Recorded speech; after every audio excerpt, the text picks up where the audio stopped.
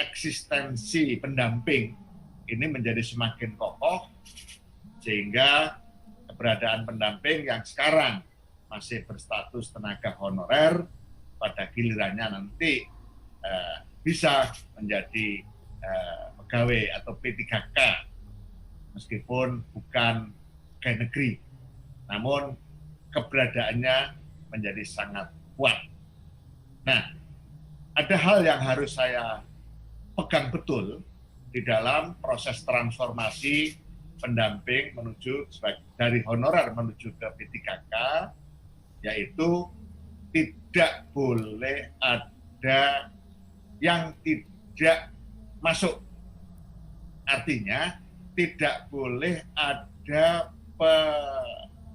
penghapusan atau pengurangan karena proses transformasi dari honorer menjadi P3K. Dengan bahasa lain, gerbong menuju ke P3K tidak boleh ada yang tercecer.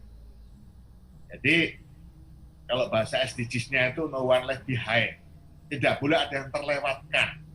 Artinya mungkin ada syarat-syarat yang tidak bisa dipenuhi oleh teman-teman kita pendamping desa untuk menjadi P3K.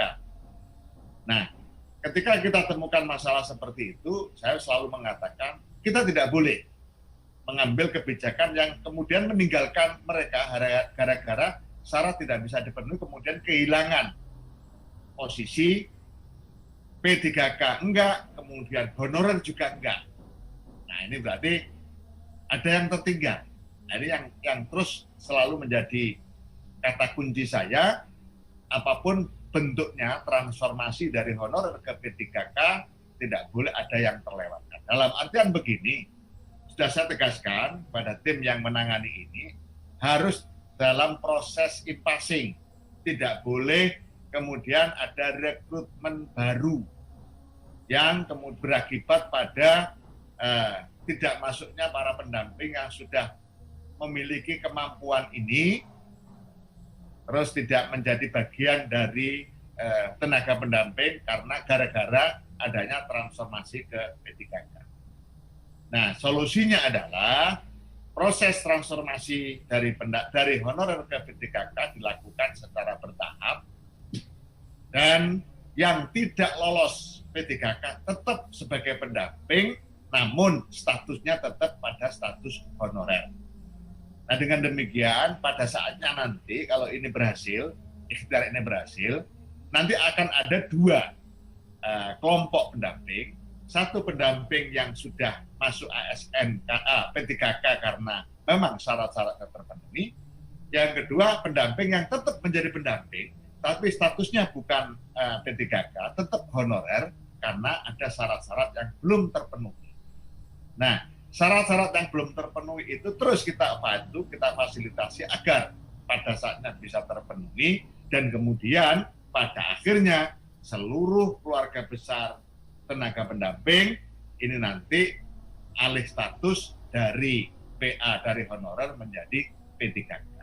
Nah, ini yang perlu saya tegaskan detail supaya tidak salah paham dan supaya tidak terjadi kegalauan. Jadi jangan khawatir, kalau toh nanti seandainya ikhtiar kita ini berhasil, ada transformasi tenaga pendamping dari honorer menjadi P3K, pasti itu tidak akan membawa korban, dalam artian tenaga pendamping yang sudah profesional, sudah bagus, sudah mapan, SDM-nya sudah bagus, itu tetap akan kita pertahankan sebagai pendamping meskipun posisinya masih honorer, dan terus kita upayakan agar kekurangan persyaratan menjadi P3K tadi bisa terpenuhi. Kan terkait dengan nomenklatur, kita juga berkali-kali menanyakan kenapa honor kok masuk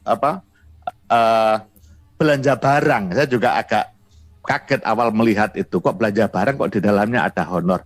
Nah, ternyata memang ada keputusan di Kementerian Keuangan terkait dengan nomenklatur, tetapi katanya informasi yang saya terima di 2023 nanti untuk honor pendamping tidak lagi di belanja barang tapi masuk di belanja pegawai, mengikuti atau seiring dengan pernyataan Kementerian PAN RB bahwa ke depan 2023 diharapkan tidak ada lagi honorer, yang ada adalah P3K. Nah ini juga ketika P3K maka masuk belanja pegawai bukan belanja barang.